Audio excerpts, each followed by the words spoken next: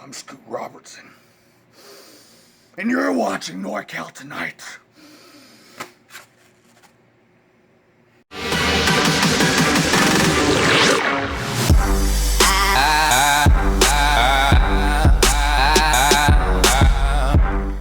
This is another awesome episode of NorCal Tonight. I am Allstate Chris with the privilege and honor to introduce the NorCal Hall of Famer, Flaco Loco. I get $5 every time you say NorCal Hall of Famer. $5? Yeah, awesome. I didn't know I was going to be making money. Yeah, That's good. No, I get the money. It's you get the money. Oh, yeah. I'll give you a cut. Contract. I like that. That's awesome. So we're just going to talk a little bit about wrestling. We're going to talk about what got you into the business. Yeah. The lucha mask, everything. We're going to talk about it all. We're just going to start off easy here. What got you into wrestling? Quite frankly, it was my father was a big boxing fan. So I grew up in the 70s. There were no pay-per-views, So as a kid, I saw Ali versus Frazier. Oh man! I saw all the Muhammad Ali fights on television. I saw all the Larry Holm fights on television. All the Sugar Ray Leonard, the Pino Cuevas. I saw all those on TV. My dad was a big boxing fan. Yeah. And then one morning, I'm changing the channel, and I see what looks like a boxing ring. And but they're not fighting. They're not wearing gloves. And I see a guy wearing black tights, black boots, against another guy wearing black. Well, as a kid, I'm like, he's in his underwear, black boots, black underwear, black boots. And one guy had a mustache, one guy didn't. And it was kind of weird. So I'm like, this is the weirdest boxing match I've ever seen. I'm only like 5 or 6 years old. And then that match comes to an end. I'm still kind of blown away because I'm like, well, there's a referee and there's a ring, but these guys aren't punching each other, and it's kind of weird. They're rolling around on the ground. Yeah. And then the next match comes out. Another guy, black underwear, black shoes, and then this guy is trotting down the ring. He's got a gold mask, a gold cape, and just this like red and gold long tight pants is all I can relate it to. And he comes up to the ring and he hops over the top rope, and they introduce him, and as they introduce him, he pulls off his mask, and he's wearing another mask underneath. Yeah. And as a kid, I'm just like, what am I watching? It was Mil Máscaras.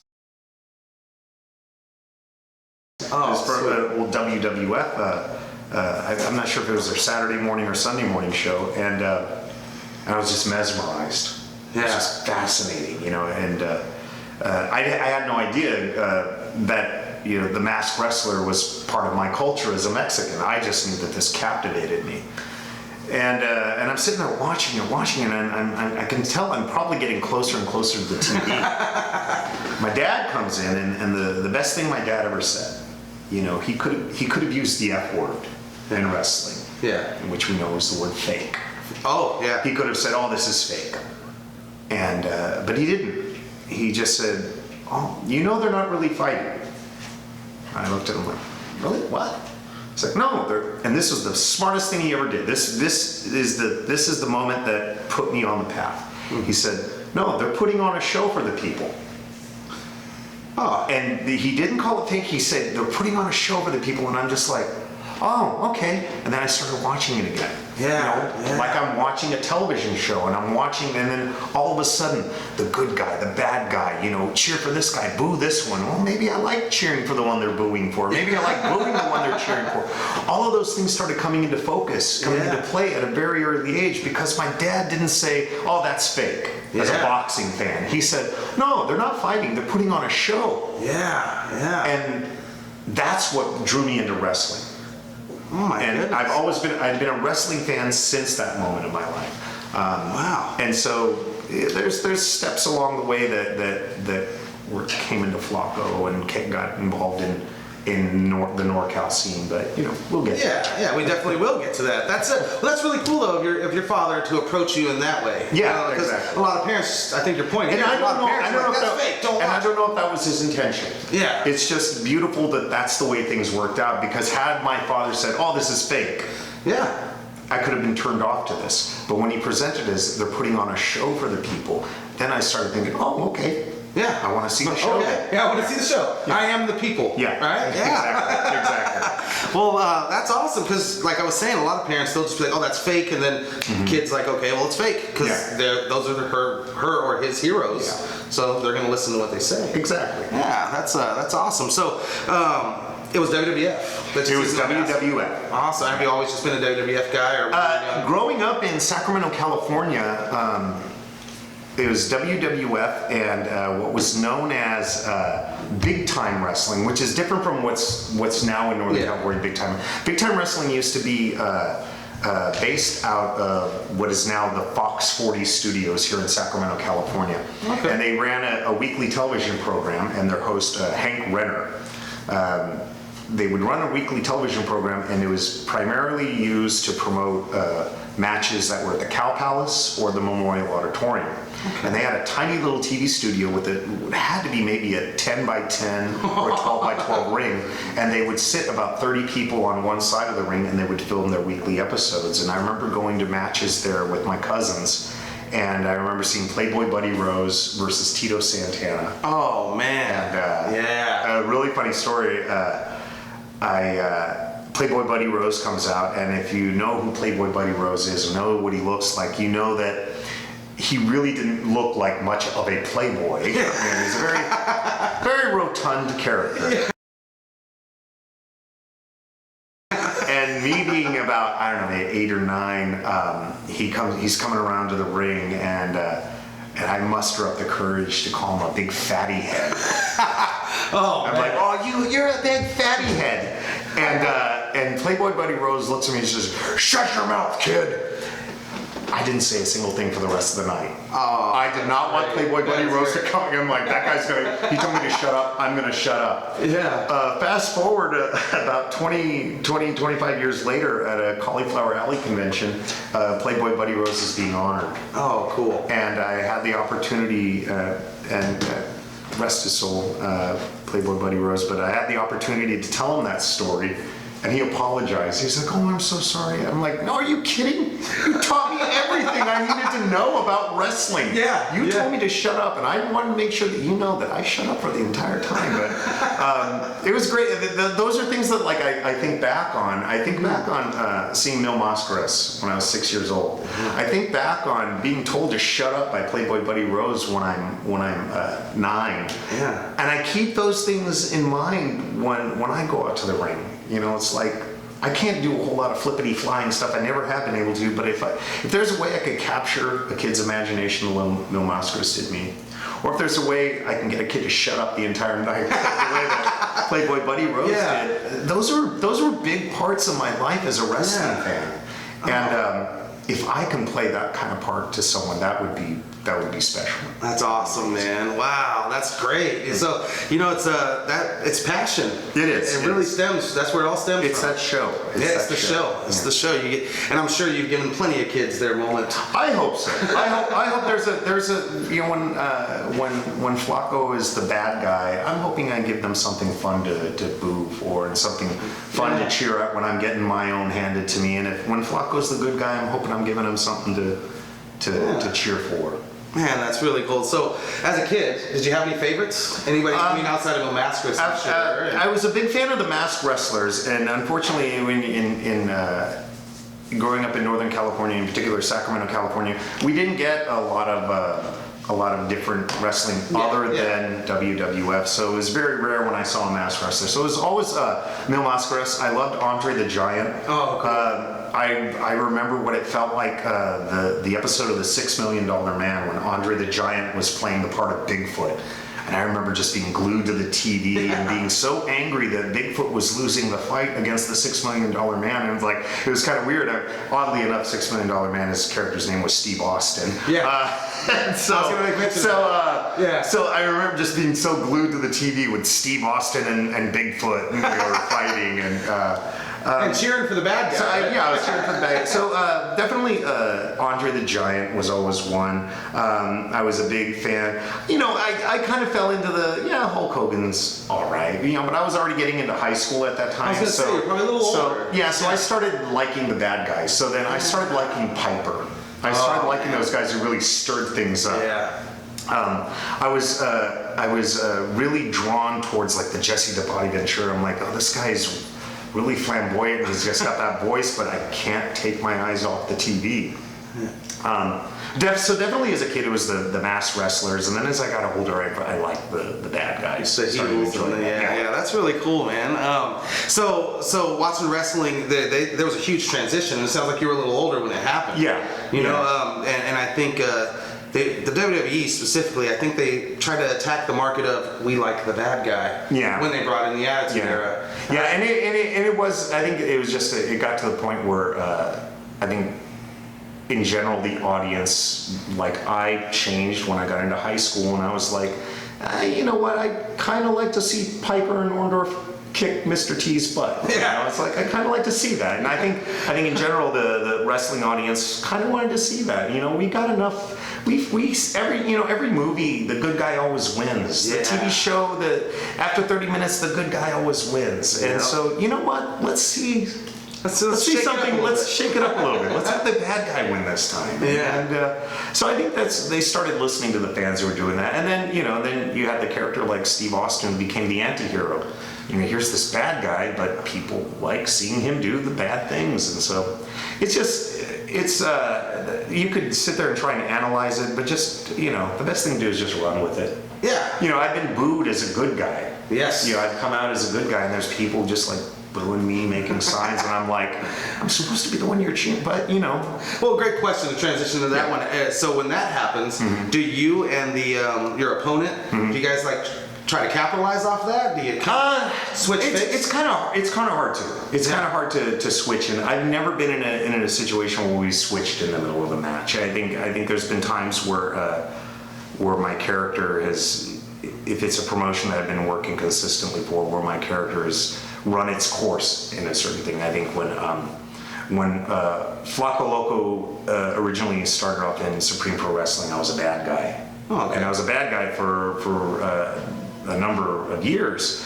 But then people started cheering me as soon as my music would hit, people would start cheering because they know, okay, we're going to be entertained. Yeah. This little guy's going to be mouthing off, and then someone big's going to come in and just slam him through the ring. This is going to be good. So they started cheering me. And then I think that's when Ugly decided, okay, let's turn it up. Wow. And turned me into a good guy, and which was worse because as a good guy, I got beat up a whole lot more. The Shawn Michaels treatment. Oh yeah, it was. Yeah, I didn't have a whole lot of. It's not a lot of fun being the good guy. You get beat up a whole lot more. Yeah, you get beat up a whole lot more. So, I do want to talk a little bit about SPW, but you actually didn't start, I would say, wrestling. No. At SPW. No. Actually, the character Flaco Loco it came from. I worked at a video store called awesome. Cinemania. I miss video stores. Yeah, and Cinemania specialized in B movies, horror movies, adult films from the 70s. Oh, there you go. That's a hell of a mustache. And we also, exactly. So where everyone looked like Joey Ryan. Right, exactly. Back when it was good. And then we also boasted about having the largest wrestling section. Oh. Because I was in charge of going to warehouses and purchasing videos for the store, and I just stocked up our wrestling. Right? Yeah. And so I came up with this character Flaco Loco. Flaco, which was actually my nickname as a child. Oh, cool. I was Flaco because in my family I was the skinny one. And so I came up with this character, and he was just this guy who worked at a video store, had a wrestling mask on, and so it started from that. And then I started doing skits at the video store, like we had a live window display, and so I was dressed up as a masked wrestler, not this mask, but a different one, and I would be sitting there drinking beer, eating pork rinds, and watching wrestling on TV. And when people would walk by the store, I'd give them the finger, and just crazy stuff like that. Oh, that is so cool. And then, cool. And I had I have a friend who's a comedian, Keith Lowell Jensen, and he and I would do these skits at raves, at comedy performances, and I even filmed this thing for a movie that he did where I was holding a sign saying "We'll wrestle for food" and all that stuff. He was kind of this character, this oddball character. Yeah. And then I got involved. I found about a promotion called Incredibly Strange Wrestling. Yes. Based out of San Francisco, and I I kind of sent them an application. I drew up a little resume, complete with photos and whatnot of hey, just an idea. This is what I do. This is this character that I do. He's this foul-mouthed drinking, jerk whose mouth gets him into trouble all the time. And here's this character, and they got back to me. They said, "Yeah, come on, let's do this." Wow. And Incredibly Strange Wrestling was definitely it was something else. Was it incredibly strange? Well, when you would go there, first off,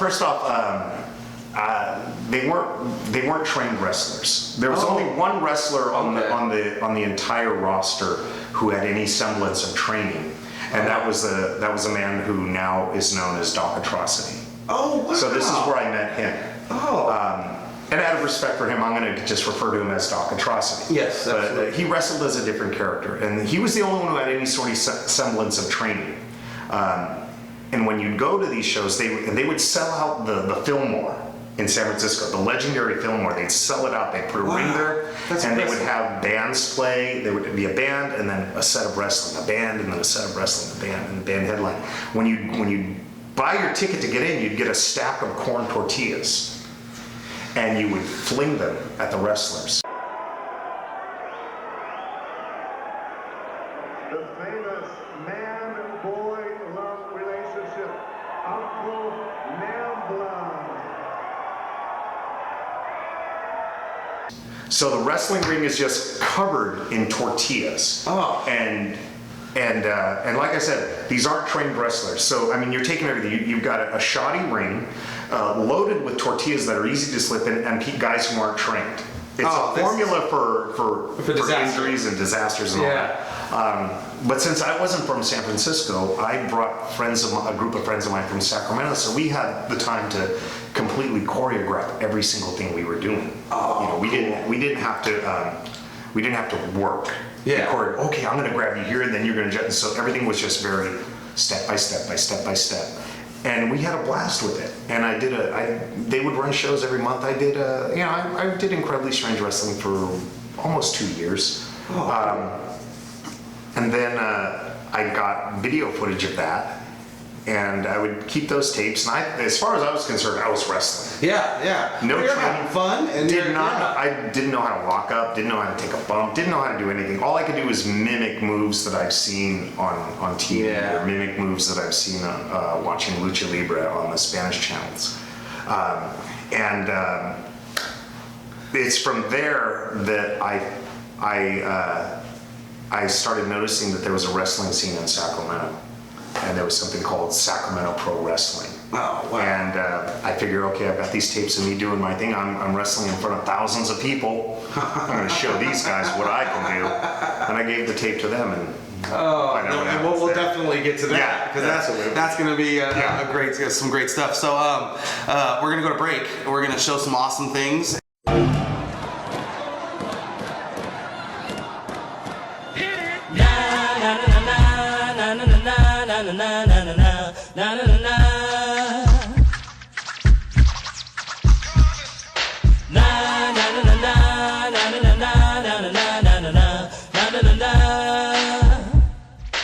Well, hello everyone, it's yours truly, the rabbit with the heavy drugs bunny, and I'm here to tell you that I am absolutely addicted to the work of Steven over at West Coast Designs. If you're a wrestling promoter and your flyers, your posters, your graphics aren't made by West Coast Designs, they probably ain't as good as they can be. Hit 'em up, hit 'em up, hit 'em up. Just say yes to West Coast Designs.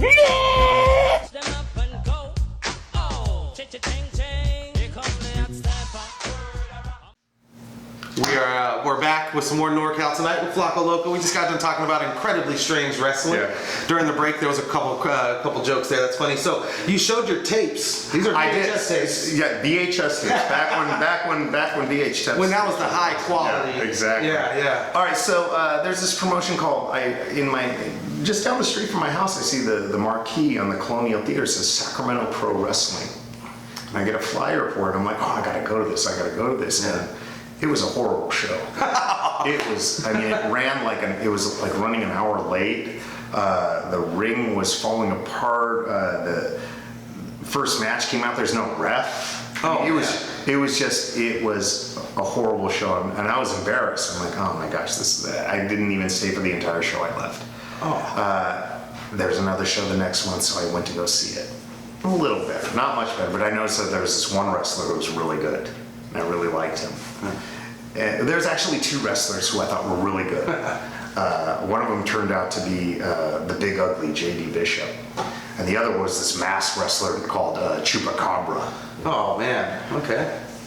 They ended up being the same person. This is before the Chupacabra that we all know. No, yeah, I was like, just I'm gonna like, say, well, that guy's as good as the Big Ugly. Yeah. That's the way I was. But still, the show was so-so. No. The next show that I go to, they changed the name to Supreme Pro Wrestling, and I go, it's a much better show. It's a much better show, and I'm like, okay, you know what? I want to get involved in this. This is my hometown. Yeah. This is more, and although incredibly strange wrestling, I was wrestling in front of over 1,000 people. I knew that I wasn't trained. I knew that I wasn't doing what these guys were doing for what was now Supreme Pro Wrestling. I'm like, this is wrestling. Yeah. This is real. This is what I want to be a part of. And even though the crowd was smaller, and thankfully there were no tortillas being thrown at the wrestlers, I knew I wanted to be a part of this. I'm like, oh, have I got something to show them? I'm going to show them my tapes. My tapes of me wrestling. Wait until they see this. Wait till they see this. I've got this tape of me wrestling at a sold-out Fillmore, the legendary Fillmore in San Francisco. I'm wrestling in front of over 1,000 people. Yeah. Here you go. And I'm just waiting for them. Who did you give that tape to? It was. I gave it to a gentleman named Rich Roby, who I kind of picked up. He was one of the ones in charge. He in turn gave the tape to the Big Ugly. Oh wow! Who, although he was like one of the stars of the show, I didn't know he was one of the ones in charge. But I'm just sitting there waiting. I'm waiting for them to say, please come. Bring the magic that you've done at Incredibly Strange. Please grace us with your presence. I get the phone call from Ugly, and he basically says, yeah, your wrestling's horrible. Oh. But you're good on the mic. Let me train you. Wow. And that caught me off guard. And I was like, whoa, he was just, there's no sugarcoating it. Yeah. He told me my wrestling's horrible. And I thought, like, with the exception of Doc Atrocity, I was the high flyer because I did a second rope cross body. Off the second turnbuckle. I did a cross body at the second turnbuckle. I was the high flyer there. But I'm like, my wrestling's horrible? But then it struck me, oh wait, but he did say I was good on the mic, which was something I really didn't think of. Yeah. It was everyone was talking on the mic. And so I ended up meeting him and meeting all the guys who were running Supreme Pro Wrestling, and the group that I was taking down to San Francisco, we all met with them and we trained with them. Little by little, each of the guys from the Sacramento crew would bail out. It was because it's a lot of work. The training's a lot of work. So, but I stuck with it. I stuck with it because I loved this side of wrestling that I was seeing. And I remember through training with the Big Ugly, I started watching wrestling a lot differently again. And then like wrestlers like that I never gave the second thought to. Wrestlers like Val Venus. I'm watching him like, wow, he's really good. He's really crisp. What he's doing. These people just don't get it. Yeah. They don't understand how good this is. They're buying the character, not they're buying the character. not the skill. So I started watching things differently and just learning from the Big Ugly. And then as an educator myself, being an elementary school teacher, I started seeing a different side of teaching, being the student in a wrestling class and then having this teacher. And then not only having that respect for the Big Ugly as a wrestler, the respect for him as a human being, the respect for him as a character, but I started having this incredible amount of respect for him as a teacher. And just, I started taking some of the philosophies and the methods that he has as an instructor. I started applying that in the classroom a little. And it's kind of hard to put into words. It's the way he talks to students. That whole, your wrestling's horrible, but you're great on the mic. Let me train you. Yeah. It's like, bam, he cuts you real deep. But then he tells you what's something that's really positive about you, and then encourages you to come along. Yeah. And that's the way that he he doesn't candy coat anything. And he's always been one of my favorite teachers. In wrestling and then just in the profession of teaching. I really admired that from him. Yeah. And so So, you know, going and doing that training with him, and then gradually becoming a part of the Supreme Pro Wrestling shows, which back then, you know, the wrestling environment was completely different than it is now. Oh yeah. One story, it's just so different.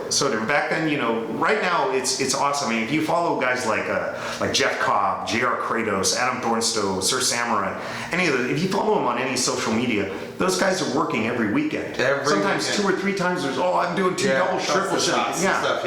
And all that stuff, and they're bringing all these other guys with them, and you got all these, you know, you got guys working in all these promotions. Back in the late 90s, early 2000s, no one was working with each other. Oh. You know, if you worked APW, you weren't working for SPW. Oh, wow. You know, okay. SPW, there were only 3 companies that consistently worked together. There was SPW, RPW out of Stockton, which is where Gabe ran the training, and then NAW out of Fresno, which is where Brian Ward was the teacher, and that's where you had guys like CJ Kurz and Bulldog Brian Raymond and Mike Rain. All those guys came from the Fresno area.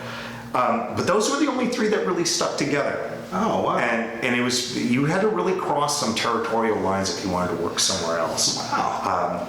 I remember there used to be a lot of heat between APW and SPW. A lot of heat between SPW and PCW. Like, you didn't work for any of those. And there was guys like there was a wrestler by the name of Kryptonite.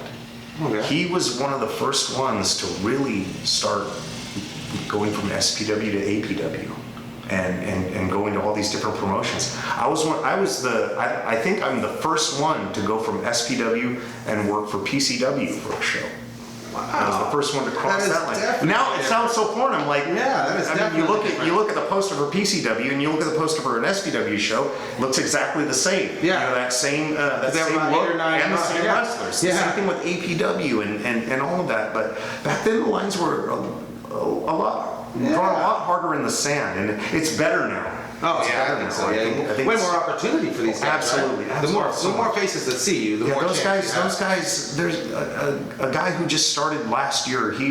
By this time he would have already wrestled probably more matches than I did in the early to mid 2000s. Yeah. You know, it's like I just worked for SPW, RPW, and NAW, and then I think once in a while, Big Ugly and I would go work for BTW. Well, we'll get to it in a second, but to touch on what you're saying, I remember, I think you were in a battle royal. Yeah. APW. That was my first. Yeah, that was your first time. I remember being shocked by that. I thought, what? That doesn't make any sense. You know. Funny. I'll tell you enough. Okay, so jump back to Incredibly Strange Wrestling. I was Flaco Loco. Mm-hmm. There was also a Homo Loco. There was a Chongo Loco, and there was a Doctor. There was all these guys who threw Loco at the end. Yeah. It's not like we came up, we planned it. It just all showed up. And when I showed up, I remember going, "Oh, great! We got another guy who's a Loco." And we never formed a faction. You would think, "Well, let's get all these idiots who put Loco at the end of their name, put them together." No, never got into that. And so I guess there was one of the Locos.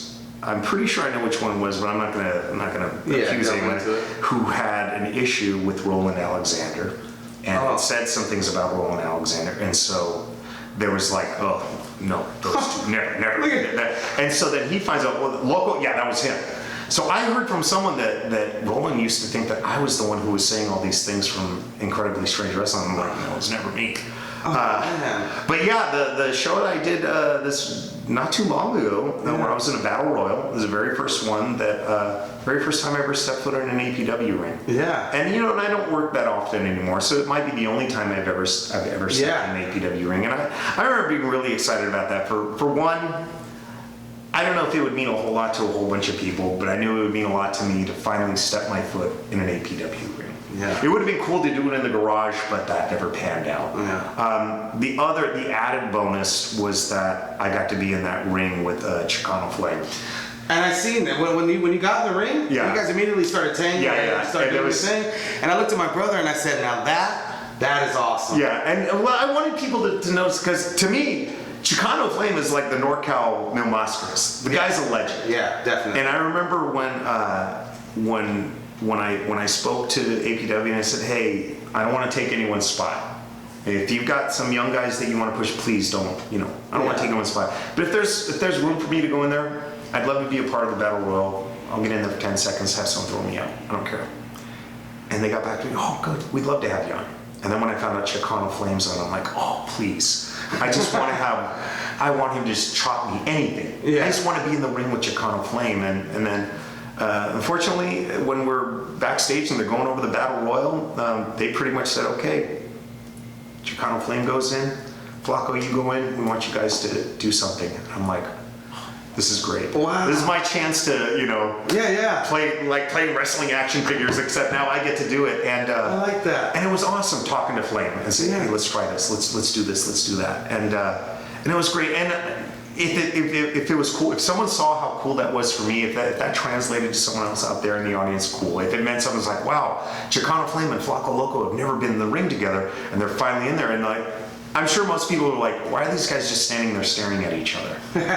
And maybe it's, my own ego, but I wanted it to be a big deal. I wanted people to think, wow, this is the first time that these two have ever been in the ring together. And it's an opening match battle royal or whatever. It's like I wanted it to be. To me, this was the main event. And that was your moment. This was the main event right here. This is my moment, and we're gonna go at it. And it was awesome letting him just throw me around and beat the crap out of me. I had a blast doing that. I love that you're still a fan. Oh, I love it. I think you can see it in not be a fan. Yeah, you're still a fan, and that's really cool. Some guys see it as work, and they should, as they should. It's a job, or as they should. But for you to just take a second and say, no, I want this to last. Let me soak this in. Exactly. As much as you fans, I want you guys to all appreciate this. You have no idea how much I am. Oh yeah. And that's really cool. That's really cool. Yeah. So, and we'll get back to that here in a second. So, there was a lot of problems. That's kind of shocking. I don't know how they were resolved, but it's just like everyone. People were just territorial back then. It reminds me of WCW, WWE. But things are better now. Things are a whole lot better now, and I think it's great. Wrestlers should be able to work wherever they want to work. But one of the best things is that there's. Granted, there can always be more, but there are more female wrestlers now. That wasn't president back then. No, back then you had cheerleader Melissa, and every now and then we'd have a female student at SPW. They'd wrestle a show or two, and then they'd quit, and then they'd come back. But now, it's like they're starting to become more and more of a scene. I think there should be more female wrestlers. I don't think that. I don't think that the female wrestling should be seen as an attraction match. It should just be part of the matches. Not that we necessarily need intergender matches. I think it would be awesome if there were more female wrestlers and it was just part of the show.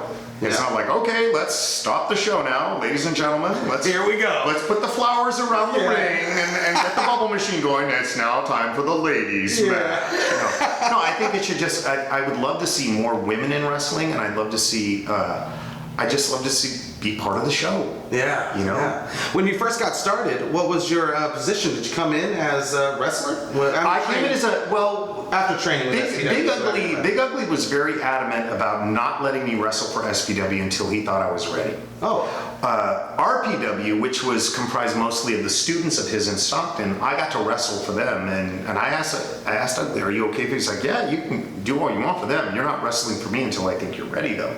So for SPW, I came out as a manager for the Lucha Libre Mafia. Lucha Libre and it was basically, okay, let's get these guys together, and he'll be the mouthpiece. And like all factions, you have that mouthpiece, you have the charisma, and then all the people who don't have the mic skills and don't have the charisma, let's attach them to that to see if it rubs off. To see if there's any osmosis going on there. Paul Heyman, Bobby Heenan. Exactly. And so, and I had the chance to work with some amazing guys like Jesus Cruz, Brownstein Cruz. He was a student. He had several months ahead of me in the training process, but he got to be one of the guys in my faction. There was another gentleman who wrestled under a mask, and he went as Rabia, and he had worked with Rey Mysterio Sr. He had trained with him. Oh, cool. And then there was a couple of other guys that they would put in with me. yeah, we were just kind of like the bad guys who came in, and usually my mouth got me in trouble. You know, at that point in wrestling, everyone wanted to be their own version of the NWO. Oh yeah, And factions so were Lucha Libre Mafia, we were our own NWO. It's really funny back then. Our merchandise, one of the, not only paying for training, but one of my agreements through SPW was we would do merchandise for SPW. So we did T-shirts for that.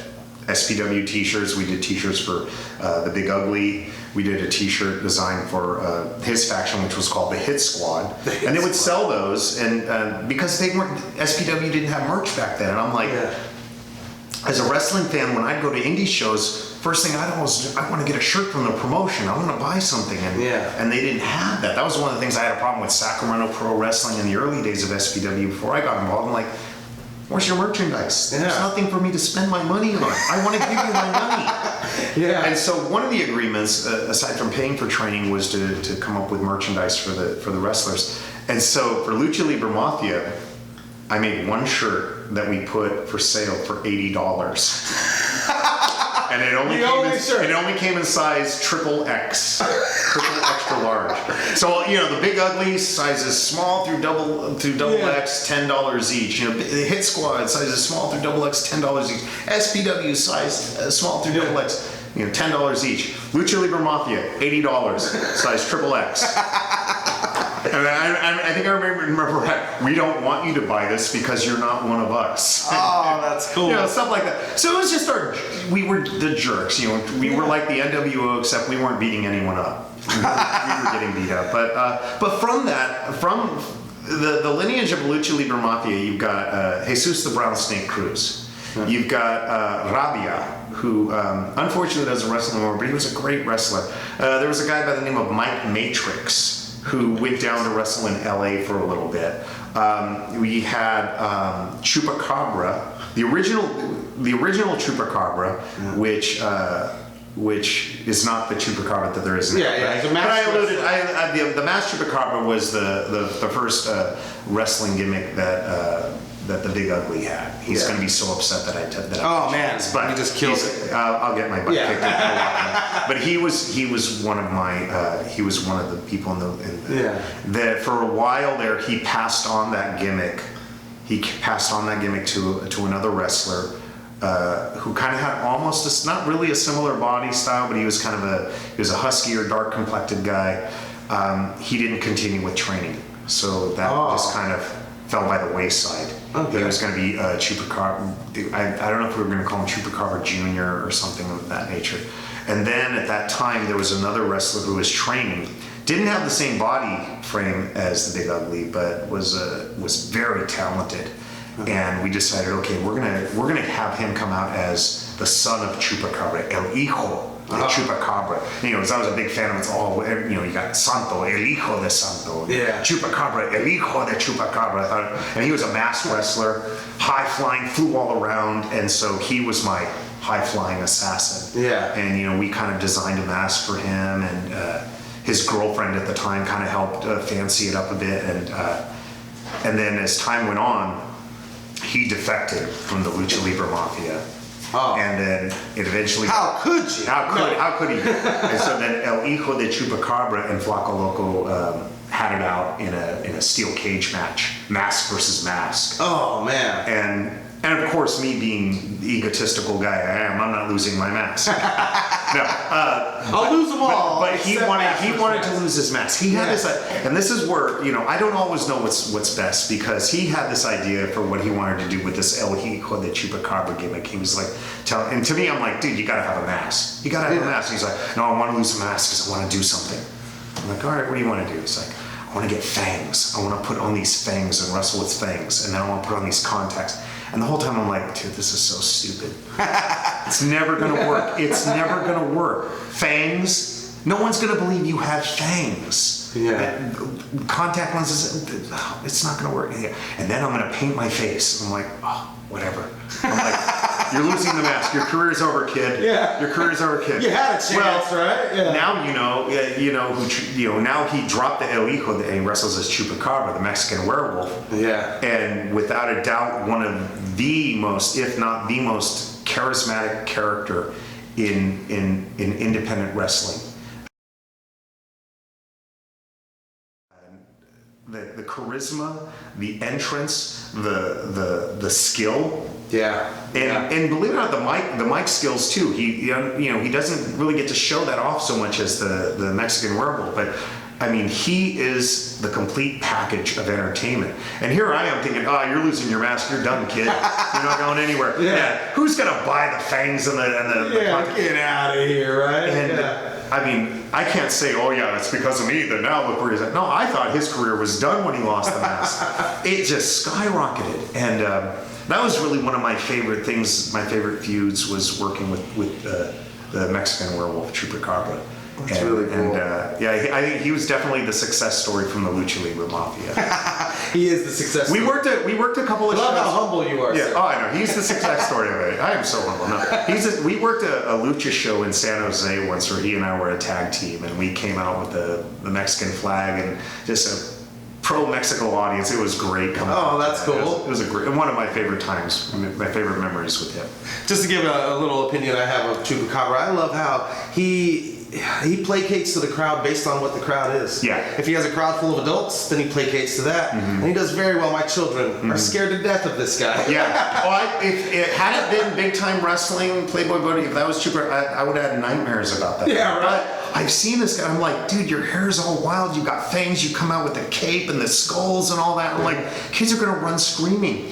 He's got a way to get these kids terrified, but they can't take their eyes off them. Yeah. And then he'll do something funny in the ring, and the kids love him. Oh yeah. I mean, there's so when he much pees about on his opponent. Yeah, exactly. Oh, and I remember the first time I saw him, like, genius. Yeah. Absolute genius. I mean, that's cool. The guy is just.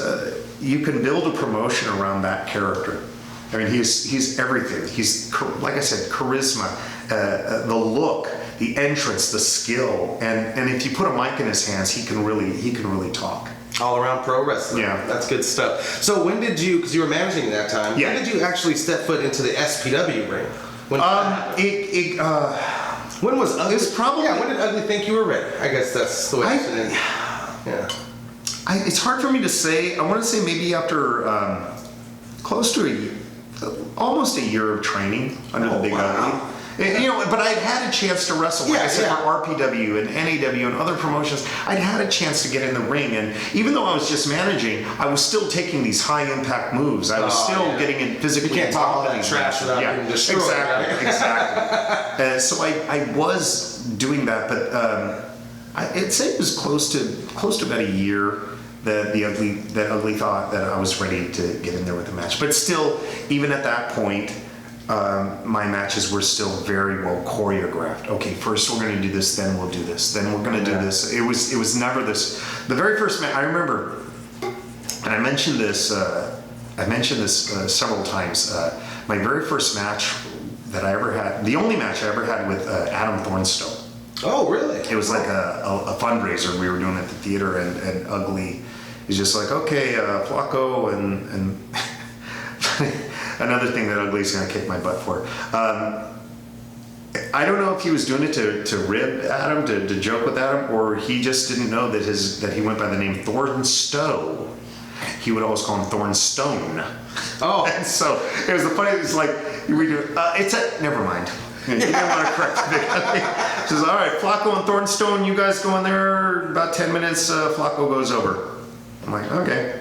And this is pre-muscles and tattoo Adam, but Adam was still an amazing worker. So I'm like, all right, good, we got about 30 minutes. Let's talk about what we're gonna do. And I really didn't know Adam that well. We weren't as close of friends as we are now. He was just this guy I knew who came from Reno, wrestled a few times for PCW, and now he's wrestling for us with this other group of Reno guys. And I remember going, okay, Adam, so how do you want to do this? And Adam just goes, I don't plan my stuff out. Let's just call it in the ring. Oh. And I'm as green as a Crayola. And I'm just like... Greener than the other side of your mask. Exactly. and I'm like, call it, what the... And he's just like, don't worry, man, just listen to me. We'll be good. And I listened to him. And more importantly than listening to him, I trusted him. Yeah. And it took his well-being into consideration. Not like I ever did anything dangerous, but I mean, even a suplex. Yeah. A suplex thrown wrong, you can injure someone severely. Even, severely. Yeah. Even just a clothesline. Yeah. If I throw a clothesline incorrectly, I could injure someone. Yep. Horribly. So not only did I listen to him, but I trusted him. And then I wanted to respect him enough to make sure I took care of him in the ring. And that was the first time I ever had a match where we called it in the ring. It probably will never make the best of Adam Thornstowe. DVD set. I think I mentioned that at the Hall of Fame. It's probably one of his bottom 5 matches that he's ever had in his career. But to me, it was such an important match because it taught me the art. Yeah. It taught me, it's like, this is the art. This is it. It's like a light went off. I'm like, this is what they mean. Yeah. This is how wrestlers work with each other. And like everything that's beautiful about wrestling happened in that match. That 5 minutes of, cluttered moves and whatever, lack of story, whatnot. The beauty of wrestling for me came in that match with the trust and the listening and the communication. And let's just see where it goes. Adam was very new to the business as well. But he was much more skilled at the wrestling part of it. So he was the right person to call the moves and direct the match. And I tell you that I learned so much from that 5 to 10 minutes in that ring with him when we were both very early in our career. Wow, that's exciting stuff. So how long ago was that? Wow, I'd say probably 13 so years ago. you were managing before that, so you've been in the business 15, 17. Yeah, I started, the character of Flaco Loco started in like 1998, 1997. Wrestling wise, probably counting Incredibly Strange Wrestling since like 99. Wow. With SPW starting in like 2000, 2001. Pretty much like during that first year of SPW I started. Yeah. Oh man, that is awesome. Yeah. That's a lot of years. That's a lot of knowledge. It's a lot, but it still doesn't seem like a whole lot. I still feel like I'm still learning. I think it's because you're having fun. Yeah, I am. I am having good fun. Did you play a part in all these years? Have you played a part in training? Have you ever been? The promo. I kind of when the Big Ugly moved the training to Sacramento. And I was still training with him. See, I was never a graduate of the SPW Academy. I was a graduate of the RPW Academy. Yeah. But that was still through the Big Ugly. But then when he moved the training to Sacramento, then became the SPW Training Academy.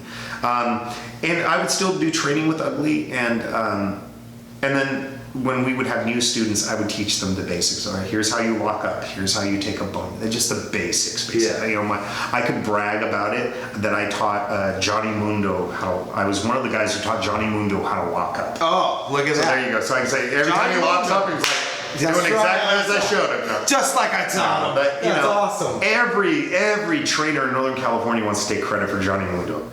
There's only one who could take credit for it, and he knows who he is, and Johnny Mundo has mentioned him. Yeah. And that is the Big Ugly JD Bishop. Absolutely. The fact that Johnny Mundo just mentioned my name on that Stone Cold podcast that was a bonus. Oh yeah. But everyone, as soon as he got signed, every promotion was like, because he came in it's because of the valuable training that we gave him at this promotion. Whatever. The Big Ugly JD Bishop was his trainer. The only person who's not tooting his horn that I trained Johnny Mundo, that's the one who did it. Yeah. Big Ugly will never brag about it, but I will brag about it. Yeah, I actually brought it up. I interviewed Big Ugly and I brought it up to him, and he goes, he was one of my guys, almost a little humble. I don't want to go all into it. I'll be the one to blow that horn. Just like Big Ugly trained him. Yeah. He trained him. It's like his trainers were the Big Ugly JD Bishop and then Al Snow. Oh, there it is. There it is. So no one else can take credit for it. I can joke about I taught him how to lock up, but there's, Big Ugly, that was the one who trained. Well, Big Ugly taught you how to lock up, right? No, yeah. I don't know if he wants to take credit for that one. Oh, that's funny. That's funny. Well, that's cool. That's very cool that these are memories that you're always going to have. It is. It's a lifetime of memories. Yeah. It was really funny, when I got married, I had teachers there. I had family. Yeah. I had musicians there, and I had wrestlers there. Oh man. It was really interesting to see them all mix it up. And my wife always told me, she's like, I like your teaching friends. I like your music friends. I love your wrestling friends. Oh, and the reason why she said that is she's like, because I know they will never let anything bad happen to you. She's like, those guys, she picked up, she's like, they love you and they will never let anything bad happen to you. She's like, I know nothing bad is ever going to happen to you when you're And that's funny because those are the ones that are dropping you on your head. Yeah, exactly. I'm like, the guys who were kicking my butt from one side of the ring to the other, those are the ones she loves because she picks up on those. She's just like, very observant, just like, those guys love you and you love those. It's a brotherhood. It is. And a sisterhood too. It's like, they were all at my house when I proposed to her. It was a surprise. Wow, really? A little surprise story there. Oh, that's cool. I like that a lot. We're gonna take one more break, maybe even another one. Things are getting really good. Things are getting really good. And we'll be right back with some more NorCal tonight. You make me pop a boner.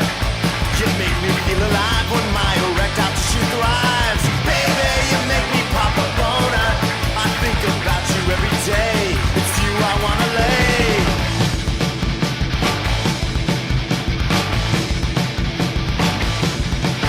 The twinkle in your eye makes a lump between my thighs. I'm the bread, you're the oven. You make my biscuit rise. I'm gonna kiss you where it's... And we're back, NorCal tonight with El Flaco Loco. We're talking some good stuff. One question I did not want to forget to mention or forget to ask: where did the design come from, as far as the mask? The mask.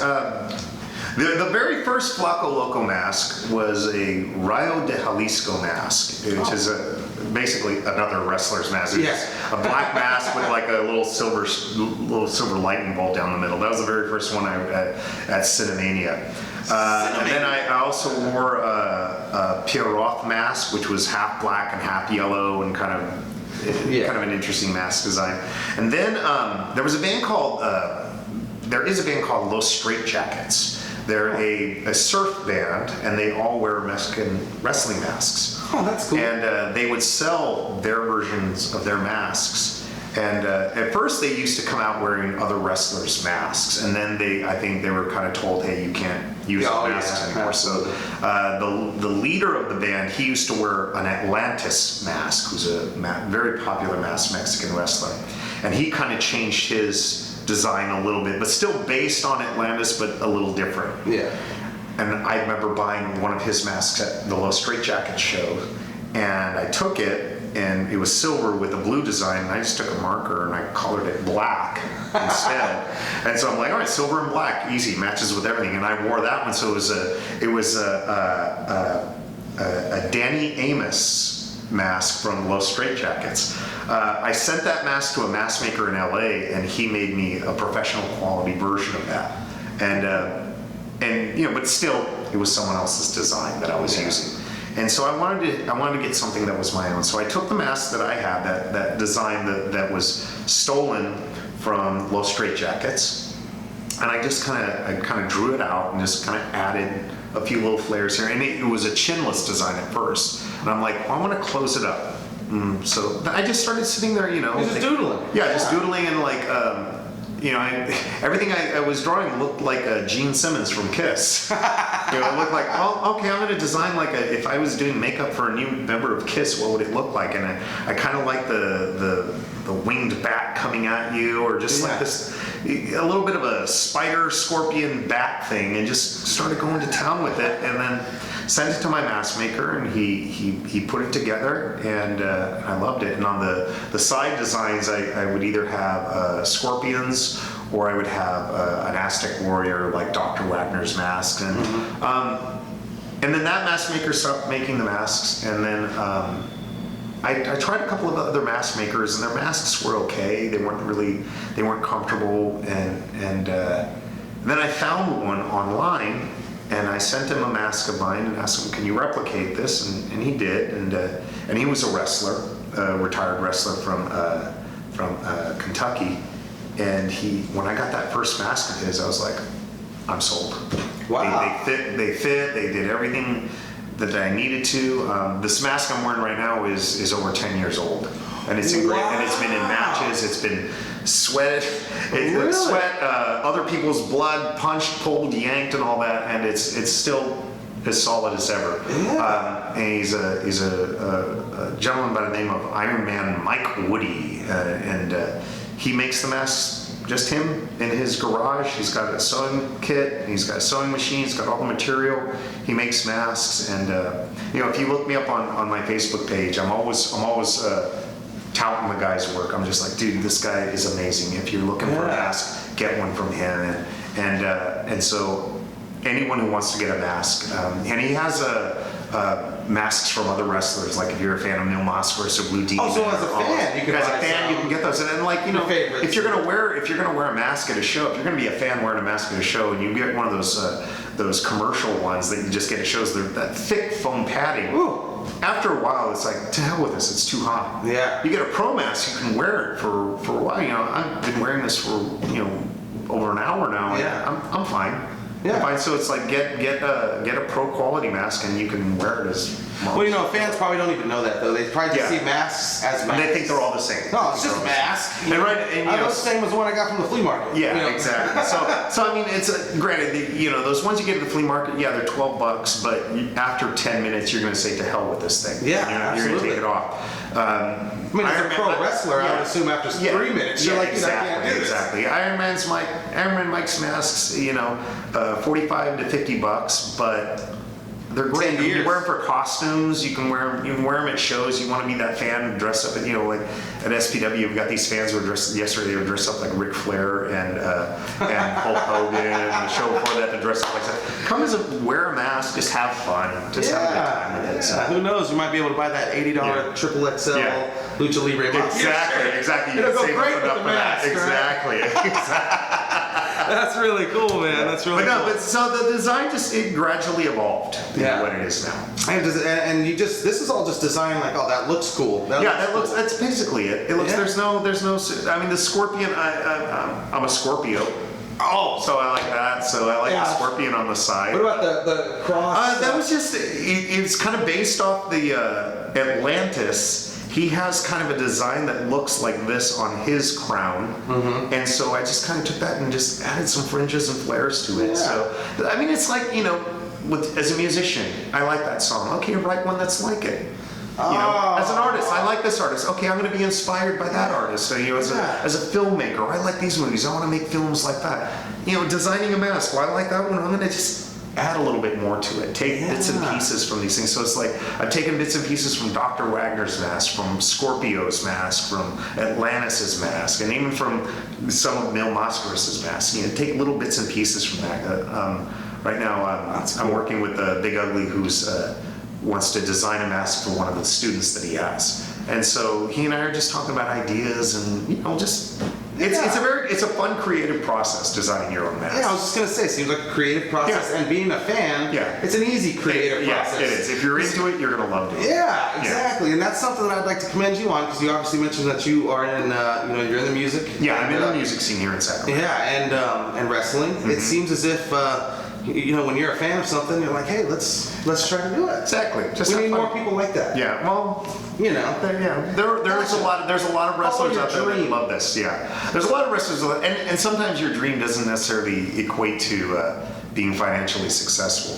Yeah. My dream was to have fun and never be bored and never feel like I'm not doing anything that I'm enjoying. Yeah. Wow. So I knew I was never going to become rich wrestling. WWE was never on your radar? They don't have there's not a whole lot of 5'9", 50 to 70 pound dudes unless, Wearing a lucha mask? Yeah, wearing a lucha mask with a loud mouth, it's just like music. I didn't want to do it to become famous. I wanted to do it to enjoy it. And if I can enjoy it and continue doing it and enjoying it, then I've succeeded. They say when wrestlers, when you're walking out to the curtain, if you don't have the butterflies or if you don't have the feeling, maybe you shouldn't be doing this anymore. And I think the guys that I get a chance to work, the guys and girls that I get a chance to work with, they still have that love for it. Yeah. All the drama and all the BS that goes on, all the drama and all that goes on backstage. There's still that love. They still the thing that bonds all of the men and women who wrestle in Northern California is their love for this. Yeah. If they can, I don't know. I'm hoping all the that other stuff falls to the wayside and we remember what brings us together. Yeah, absolutely, man. I hope the same. Yeah. I really hope the same.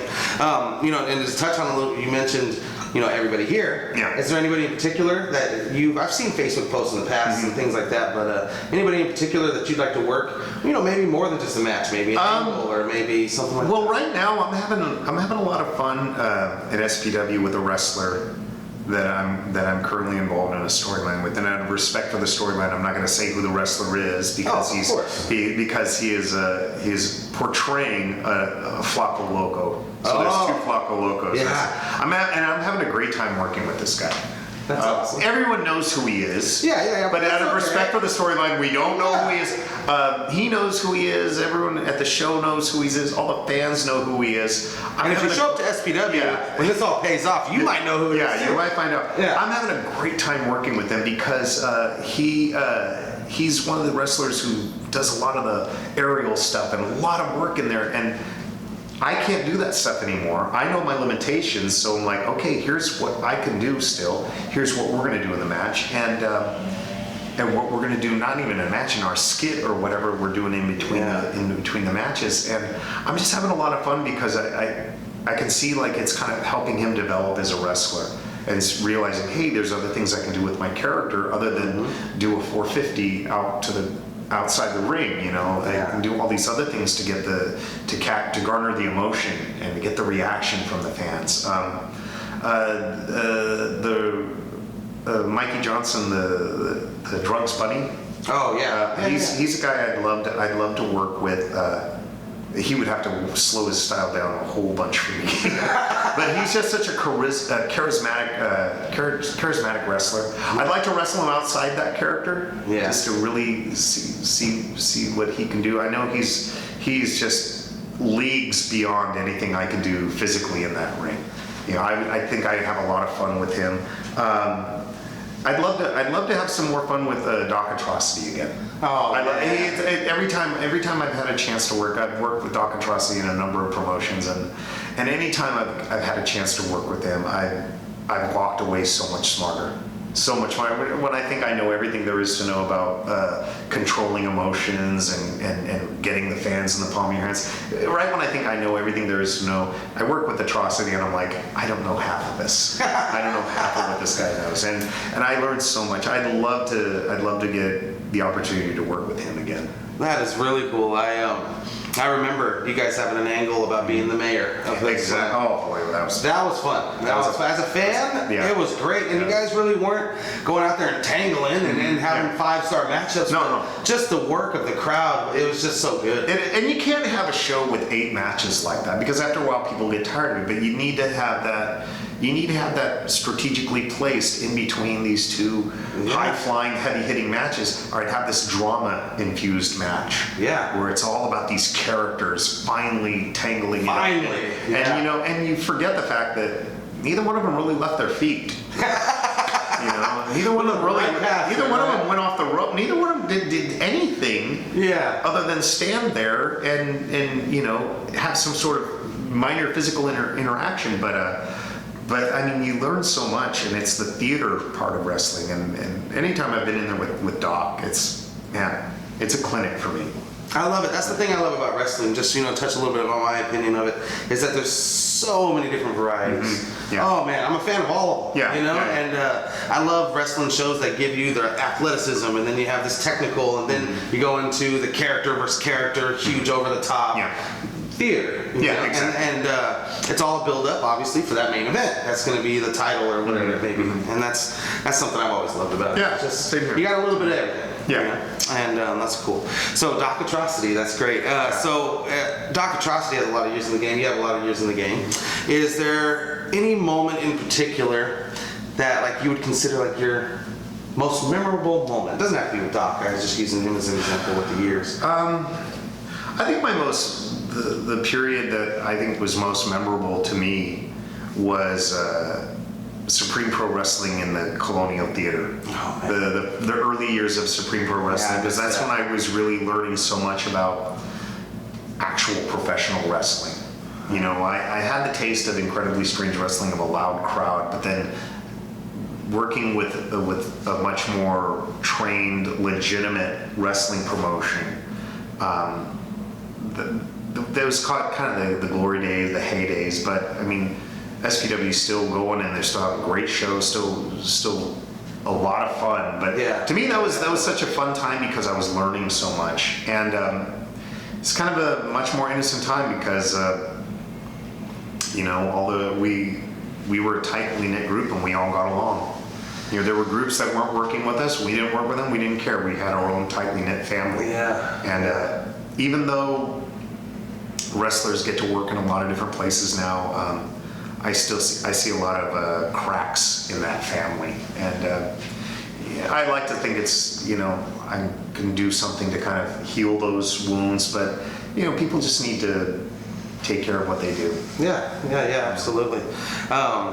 That's really cool. Again, I think that falls back on being a fan. Yeah. Because you're like, the most memorable time I have is when I was learning. Yeah, when I was soaking up everything when it was brand new. Exactly. And it's just that was something I'm watching it on TV and now I'm knowing. Yeah. And I'm, back when I wasn't the old guy. It changed, right? It changed your perspective. Look at Val Venus. That's a great worker, and that's really cool, man. That's very commendable. So just kind of touch on that a little bit more. So SPW back in the heyday that you're speaking of was very hardcore. Yeah. How did you feel about that? Was that something you were into at that time? I think I only did maybe 2 matches that would be considered hardcore matches. And one of them was with the Big Ugly, and it was his idea. I watched the episode with him, and he talks about the planter and the bowling ball. That was his idea. Oh, okay. That's all his idea. He said I didn't sell him that dream. Yeah, no, that was his own. There was this time we were just bringing things into the match, and I got these records, these vinyl records, and I just went to a thrift store and I bought these vinyl records, but they're like these old 78s. They're really thick, and I'm just bashing him over the head with them. He just stopped hitting me with that. And it was because it would not break. It's like ping, ping, crack, and it finally breaks. He's like, stop hitting me with those. The bowling ball, I just remember him saying, okay, put me in the tree, we'll put my head in this plant and then throw the bowling ball. I'm like, okay, that's his idea. And we did it, and I remember doing it. Fans are going crazy. I bring him up, and I pull him out of that, and his eyes are pointing in 2 different directions, and his eyelids are flickering. I'm like, you okay, boss? He's like, what happened? I'm like, okay, hang tight. What do I do? What do I do? What do I do?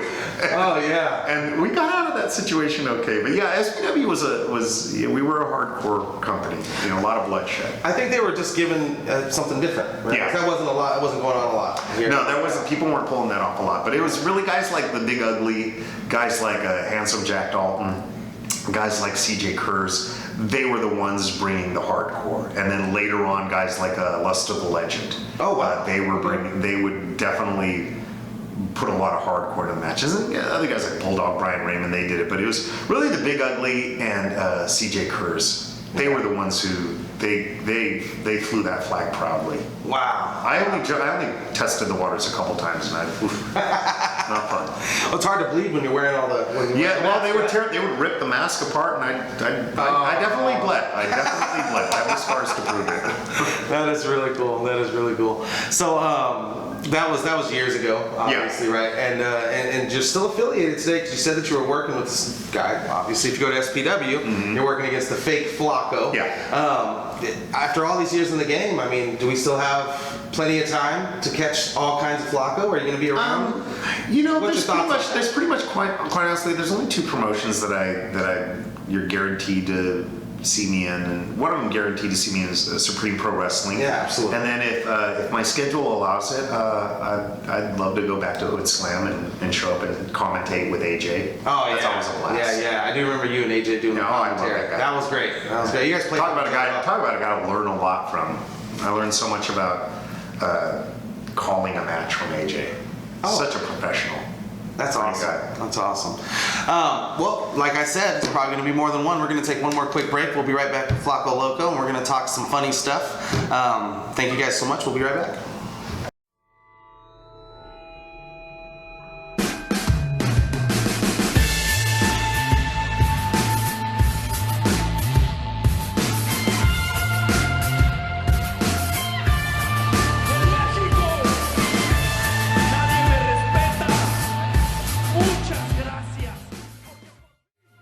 les habla el cero miedo de la lucha libre, Pentagon Junior, para mandar un agradecimiento a mis amigos de la West Coast por los flyers que nos regalaron para la lucha de FW. Ya saben, mi gente, puro cero.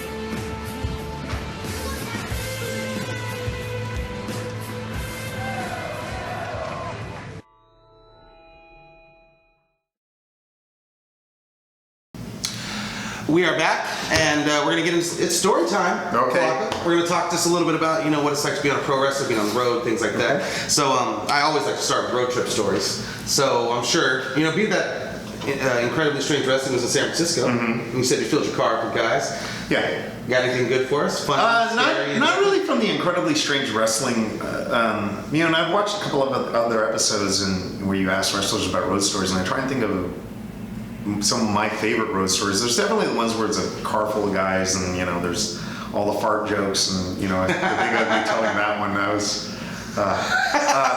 and I'm trying to think. Okay, well, what's if he asks me about a road story? I think the one I think is the most memorable was one that I did with a gentleman who now goes by the name of Coach Nugs. Oh, okay, all right. And so he was, when I would go to indie shows.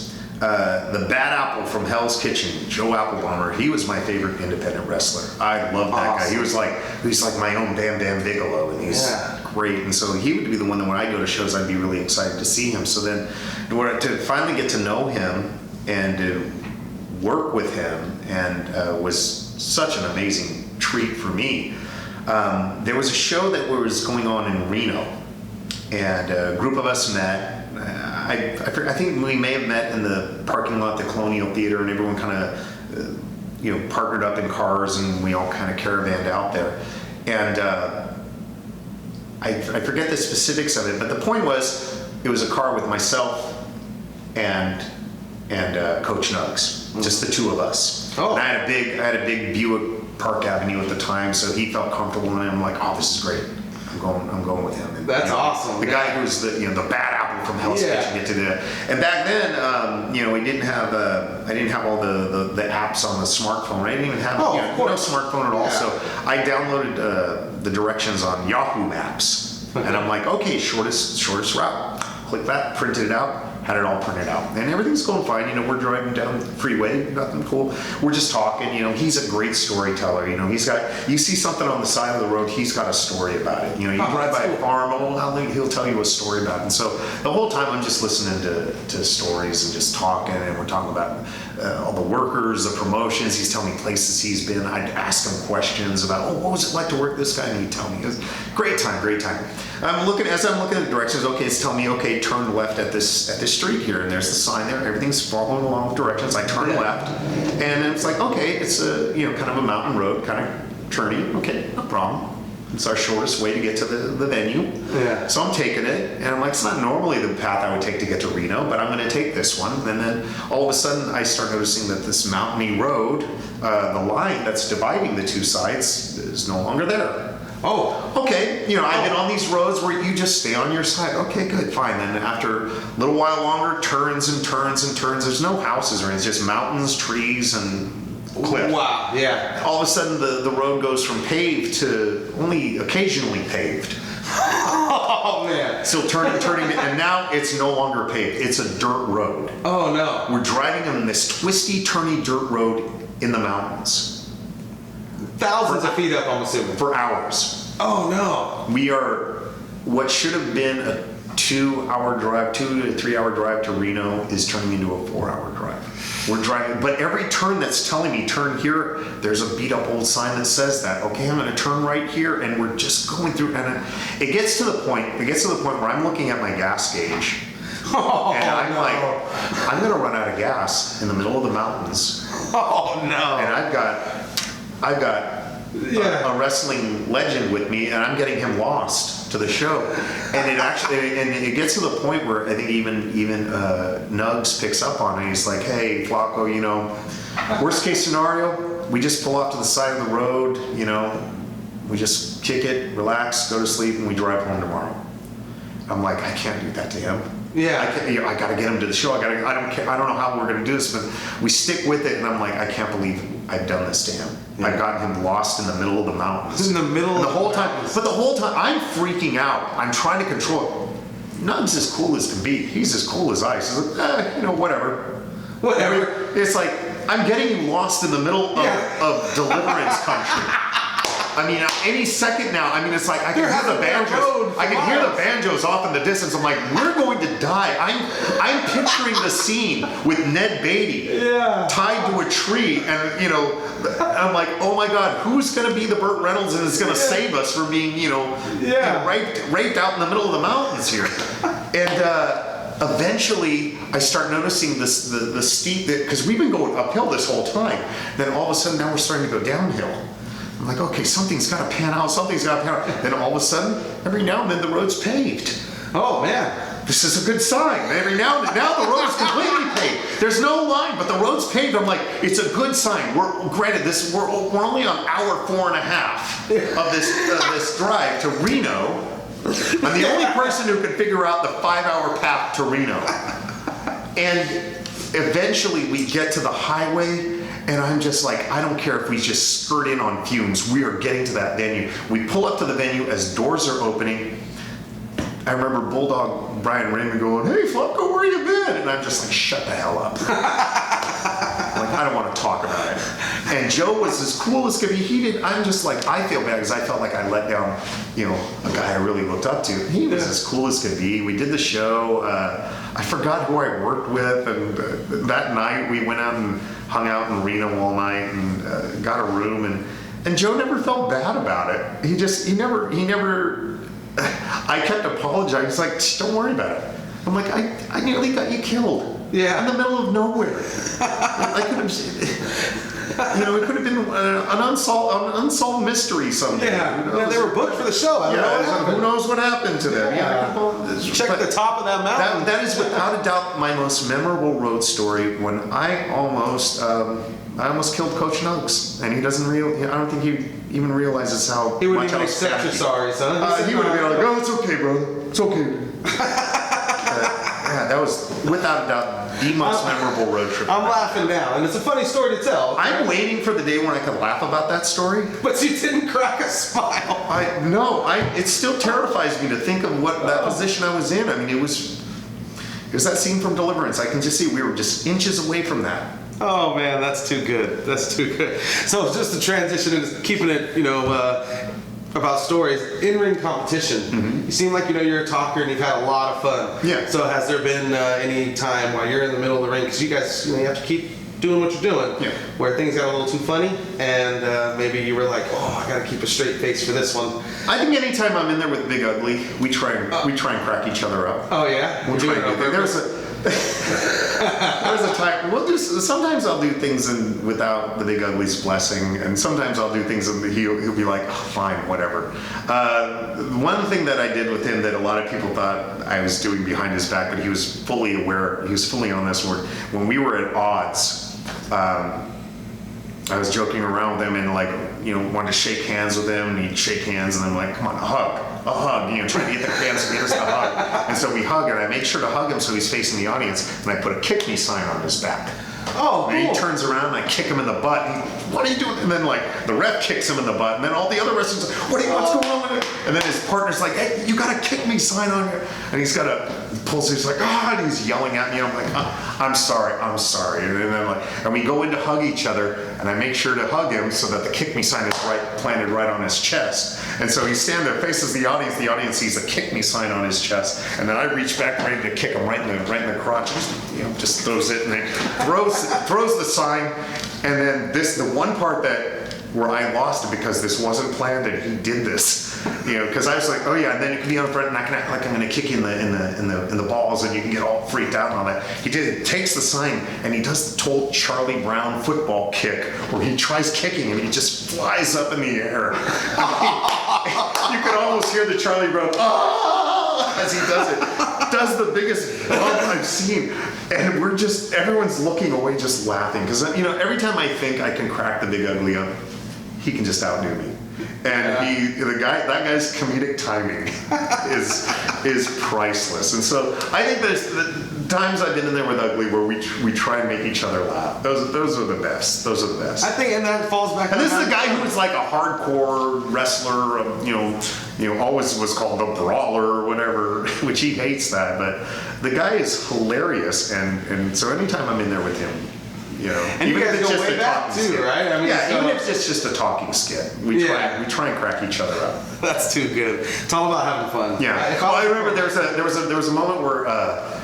Because everyone was doing this, we're going to make a huge announcement at this next show. It's like whatever your region is. So we were tired of certain Bay Area promotions that kept talking about this big announcement they're going to make. So we said, all right, fine then. Yeah. SPW is going to have a huge announcement to make at this next show. And that was our way of kind of like thumbing our nose at because you got to understand, back then APW and SPW didn't get along. It was like Revenge of the Nerds. They were the jocks that got all the girls. We were the nerds. I see what you're saying. Who ended up with the girls later. But anytime APW would post, and we're going to make a huge announcement at the garage this coming Friday, I'm like, well, fine, we're going to make a huge announcement at the theater this coming Saturday. And so we came up with our big announcement was that SPW is now going to feature peanut M&Ms at the concession stand. And as soon as we announced it, all these wrestlers are yes, and we're high-fiving each other. Out comes the big ugly JD Bishop, as mad as can be. He's like, this is what he's just upset because how upset he is at this decision, and he's letting all the worst words fly. And he's just like, because everyone knows I have irritable bowel syndrome when it comes to peanuts. I'm allergic to peanuts. So basically. In a much more colorful way, the big ugly JD Bishop said that how upset he was that we were going to carry peanut M&Ms because it'll give him diarrhea. And with a straight angry face, and he's killing us with this. But these were things we did back then. We would do these things as kind of like, all right, well, you guys are taking yourselves so seriously. Watch what we're going to do. Yeah. Our big announcement: peanut M&Ms. And then at the end of the night, someone's going to come off a cage into a table of barbed wire.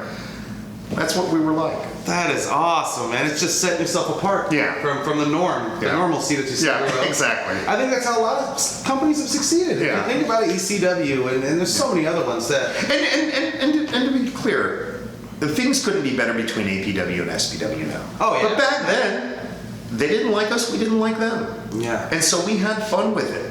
We would do these shows, and for some reason, the California State Athletic Commission would show up at our show. We wonder why that happened. Of course, and it was easy to blame them. Well, they're calling them on this or that, and all that stuff or whatever. And we're like, but Big Ugly was always very adamant of like taking the high road. Just keep doing what you're doing. Yeah. Keep doing what you're doing. But we will have fun. We would have fun. We would do things to kind of like thumb our nose at the established promotions, and so we were a lot more renegade. That is really, really cool, man. Really cool. So I definitely want to talk to you a little bit about and get you your $5. Okay. I don't want you to go without getting the $5 plug. Yeah, every year. Yeah, absolutely. So you were inducted in the NorCal Hall of Fame. How did you feel when that was brought to you and I was offered? I guess you could say. I was extremely honored. And I'm not saying this to say, look how humble I am. I truly felt undeserving. Really? I felt like I really, my biggest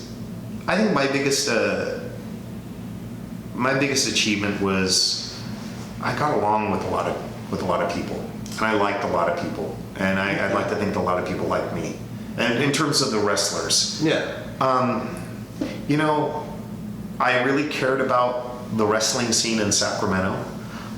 I didn't do anything really revolutionary, and there's a lot of guys who deserve to be in a Hall of Fame that are there. There's a lot of guys who deserve to be in the Hall of Fame that aren't there yet. I felt like maybe, I shouldn't have gone in when I did. I'm thankful that I did. There's no way I'm going to say, no. Of course, you're gonna let me go on stage and talk for a while. And I'm touched. I'm honored. I still, it does bring out the humility in me where I still think that there's a part of me that is very undeserving of such an accolade. Yeah. Wow. The word humble, man. It just keeps coming to my mind. You're so humble. I'm so humble. You're just like, there's oh, one thing about me is I'm how humble awesome, but I'm not that awesome. Yeah, no. I'm great, but I'm not that great. I know That's cool. I know my limitations. And that's very cool. That's more people need that. No. You know, and that's all right. You know, it's pro wrestling. You know, I'm touched, and I'll never deny. You know, and I'll say, yeah, I'm a member of the Hall of Fame. But I just remember when it happened, I was like, really, me? There's so many other guys. There's so many other wrestlers. So many people who mean so much to the scene. And for you know, I look at it this way. For some reason, someone thought that I meant something to this scene. To the pro wrestling scene of Northern California, and to me, it's like, okay, I succeeded then. I think you mean something to NorCal wrestling. Thanks. I do. I got another $5 there. $5 NorCal Hall of Famer here. So how did you feel about, were you asked by Doc Atrocity to induct him? I was, and I was being the humble piece of pie you are. Yeah, being the humble piece of pie. I would say I was pretty much as honored to do that as I was to be inducted. When a person who I think is, without a doubt, there's never been a person who could touch that man on the mic. For him to say, I want Flaco. And he is close to a lot of people in this business. It's not like Doc Atrocity has any shortage of friends in the wrestling business. Yeah. There are dozens of wrestlers that consider him one of their best friends. Wow. And for him to say, I want Flaco to induct me, that meant as much to me as to be inducted as well, because a person who I think is just a jewel, not only for what he brings to the ring, but what he brings to the locker room. He's just such a giving person. And he teaches backstage, and he talks to people backstage, and he's just every promotion needs a guy like him in the locker room. He really is an amazing individual. That is awesome. Yeah. That is good stuff. So, unfortunately, we're running out of time. So what I wanted to ask though is, I see you on Facebook. Any other social media outlets? Or are you just mostly on the book? I don't have a Twitter. I stick to Facebook.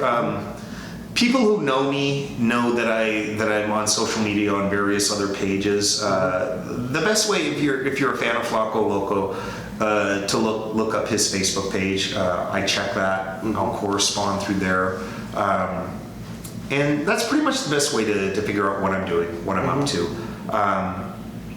You know, like I said, the promotions that I'll pretty much stick to Supreme Pro Wrestling.